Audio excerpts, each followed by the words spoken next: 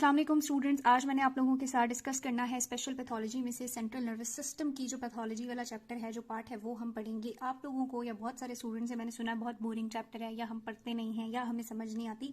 ऐसा कुछ भी नहीं है। पैथोलॉजी में सबसे ज़्यादा ईजी चैप्टर जो है वो यही है, और इसमें से आपने काफ़ी सिलेक्टेड चीज़ें करनी होती हैं। अब मैं आपको पहले सारा पढ़ाऊंगी, डोंट वरी, लेकिन मैं आपको पहले वो 2-3 मेन चीज़ें बताती हूँ जो आपको मस्ट आनी चाहिए, और उसके बाद आपने चैप्टर को एक रीड दे देनी है। ठीक है जी।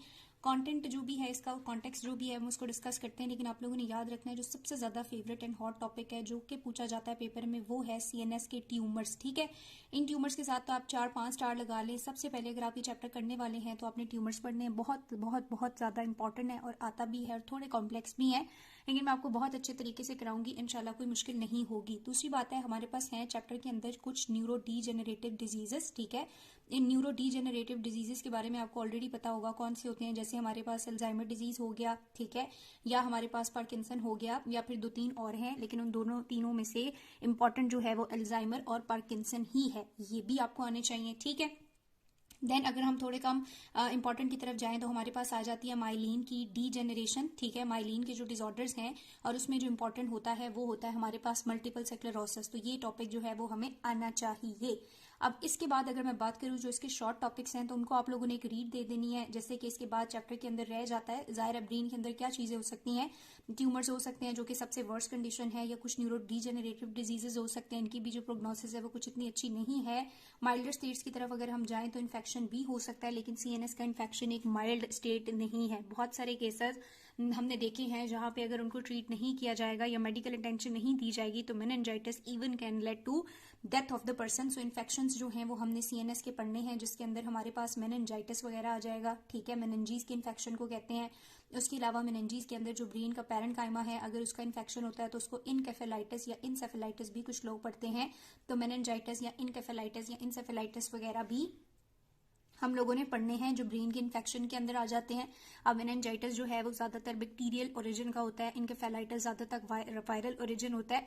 तो ये छोटी मोटी चीजें भी हमने पढ़नी है। और देन हमारे पास जो लीस्ट इंपॉर्टेंट चीज है, या जिसको सिर्फ आपने एक रीड देनी है, वो है हमारे पास जो ब्रेन की कुछ कंडीशंस हैं, बहुत बहुत बहुत माइल्ड कंडीशन है, जहां से इस चैप्टर को स्टार्ट किया जा रहा है कि अगर ब्रेन के टिश्यूज की तरफ ऑक्सीजन नहीं जा रहा तो हमारे पास क्या हो जाता है, वहां पे हाइपोक्सिया हो जाता है। हाइपोक्सिया अगर प्रोलॉन्ग होगा तो जाहिर है इस्कीमिया हो जाएगा। या अगर हमारे पास ब्लड सप्लाई इफेक्ट होगी तो ब्लड सप्लाई की इफेक्शन की रीजन क्या है, क्यों इफेक्ट हो रही है, कोई वैस्कुलर ट्रोमा हुआ है, या अक्लूजन हुई भी है, या कोई हेमरेज वगैरह हो रहा है। तो ये कुछ छोटे मोटे टॉपिक्स हैं जो हम लोगों ने अभी स्टार्ट में आपको यहीं से कराऊंगी, बुक के सीक्वेंस से कराऊंगी, लेकिन जो आपको मस्ट मस्ट आने चाहिए वो सीएनएस के ट्यूमर्स हैं। ठीक है, न्यूरो डीजेनरेटिव डिजीजेस हैं। फिर लीस्ट इंपॉर्टेंट में हमारे पास इन्फेक्शन और कुछ ये traumatic and non traumatic milder conditions आ जाती हैं। ठीक है जी, तो ये एक बात होगी ओवरव्यू की। ट्यूमर्स हमने बहुत अच्छे से पढ़ने हैं नेक्स्ट वीडियो में। स्टार्ट हम लोग यहां से करते हैं।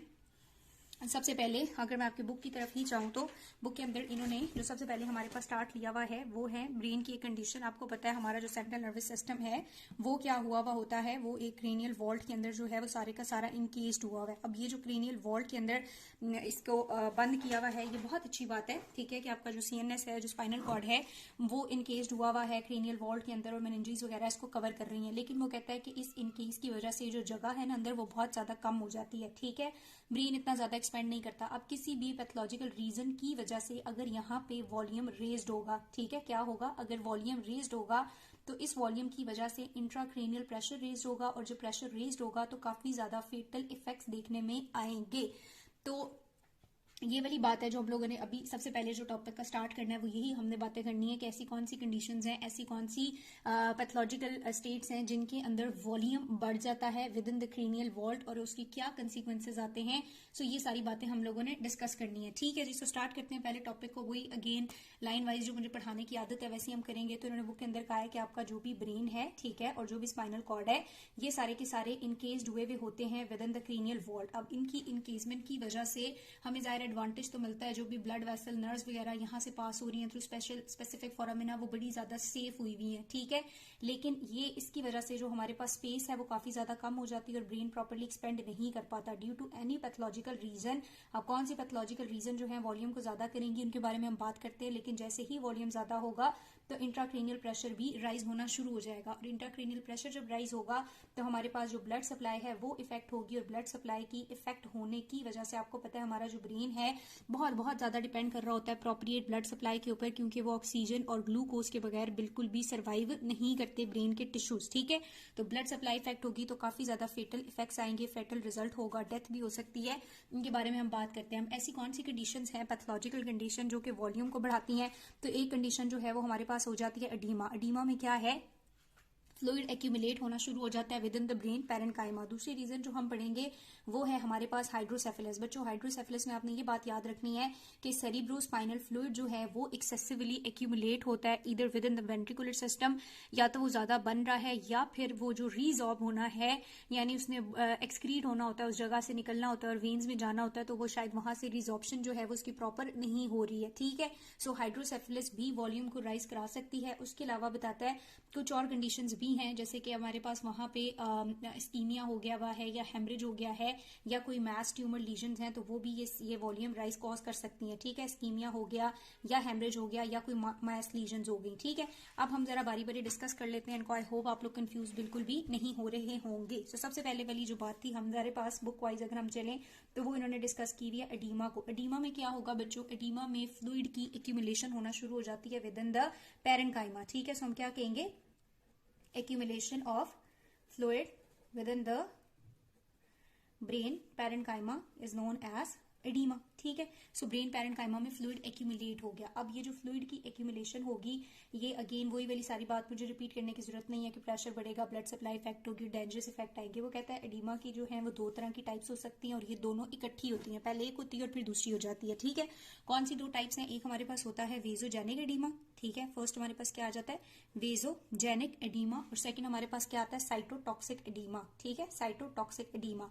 वेजोजेनिक एडीमा बच्चों आपने याद रखना है, हमें पता है जो ब्रेन होता है वहां पे एक ब्लड ब्रेन बैरियर होता है। ठीक है, वो ब्लड ब्रेन बैरियर जो है फ्लूइड कंपार्टमेंट्स को और सारी वहां पे जितनी भी हमारे पास मेंटेनेंस है फ्लूइड वगैरह की उसको और आयंस की ट्रांसपोर्ट वगैरह को कंट्रोल कर रहा होता है, मेंटेन कर रहा होता है। लेकिन अगर किसी भी रीजन की वजह से जो ब्लड ब्रेन बैरियर है वो इफेक्ट होगा तो जितना भी वेस्कुलर कंपार्टमेंट का फ्लूइड है वो सारे का सारा एक्स्ट्रा सेलुलर स्पेस में आना शुरू हो जाएगा और हमारे पास फ्लूइड की एक्यूमुलेशन एंड हेंस क्या हो जाएगा, एडीमा हो जाएगा। ठीक है, तो either due to disturbance in blood brain barrier या फिर कोई न्यूरोनल या ग्लायल इंजरी हुई है, सेकेंडरी टू न्यूरोनल और ग्लायल इंजरी, कोई न्यूरोनल या ग्लायल इंजरी हुई है और उसकी वजह से वहां पे टॉक्सिन्स वगैरह रिलीज हुए हैं और उन्होंने एक्सेसिव फ्लूइड की एक्यूमुलेशन कॉज की है, तो उसको हम कहेंगे साइटोटॉक्सिक एडीमा। ठीक है, उसके बाद वो कहता है कि उसके बाद वो कहता है कि इसकी वजह से होगा क्या जब एडीमा हो जाएगा, तो अगर हम ब्रेन को देखेंगे तो वो काफी ज्यादा सॉफ्टर हो जाएगा जो इफेक्ट आ रहा है। ठीक है, उसके बाद हमारे पास आपको पता है ये जो ब्रेन होता है हमने न्यूरो में पढ़ा हुआ है, यहाँ पे बहुत ज्यादा गायराए एंड सल्काए होते हैं। ठीक है, तो ये जो गायराए एंड सल्काए हैं इनके ऊपर क्या इफेक्ट आएगा, गायराए जो है वो काफी ज्यादा फ्लैटेंड हो जाते हैं और सल्काइज जो है वो बहुत ज्यादा, गायराए फ्लैटेंड हो जाते हैं और बीच में जो सल्काइज होते हैं वो सल्काए काफी ज्यादा क्या हो जाते हैं, हमारे पास नैरो हो जाते हैं। ठीक है, नैरो हो जाएंगे और जो वेंट्रिकुलर कैविटी है वो हमारे पास क्या होना शुरू हो जाएगी, कंप्रेस होना शुरू हो जाएगी।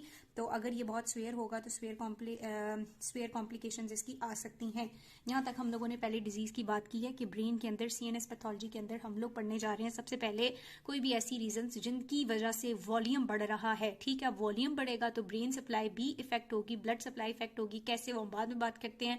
पहली रीजन जिसकी वजह से वॉल्यूम बढ़ता है वो है एडीमा। एडीमा में फ्लूइड एक्यूमुलेट हो रहा है within the brain parenchyma either due to vasogenic reasons यानी ब्लड ब्रेन बैरियर इफेक्ट हुआ है या ड्यू टू सम इंजरी। ठीक है, अब जब वहां पे फ्लूइड आ जाएगा तो वो काफी ज्यादा सॉफ्टर हो जाएगा, जो गायराइज हैं वो फ्लैटेंड हो जाएंगे, सल्काई नैरो हो जाएंगे और वेंट्रिकल्स भी due to the extracellular fluid accumulation का वेंट्रिकल्स भी कंप्रेस होना शुरू हो जाएंगी। तो एडीमा को हमारी बुक के लिहाज से इन्होंने यहाँ पे इतना ही डिस्कस किया हुआ है और हम भी सिर्फ बुक को ही फॉलो कर रहे हैं फिलहाल। ठीक है, अब नेक्स्ट वाली जो रीजन आ जाती है वो है हमारे पास हाइड्रोसेफेलस। ठीक है, नेक्स्ट जो रीजन है या नेक्स्ट जो कॉज है वो हमारे पास क्या है, पैथोलॉजिकल स्टेटस हाइड्रोसेफेलस। ठीक है, हाइड्रोसेफेलस के बारे में हम लोगों ने ऑलरेडी बात कर ली है कि अगर हमारे पास सीएसएफ जो है वो बहुत ज्यादा एक्यूमुलेट होना शुरू हो जाएगा तो ऐसी कंडीशन को हम हाइड्रोसेफेलस कहते हैं।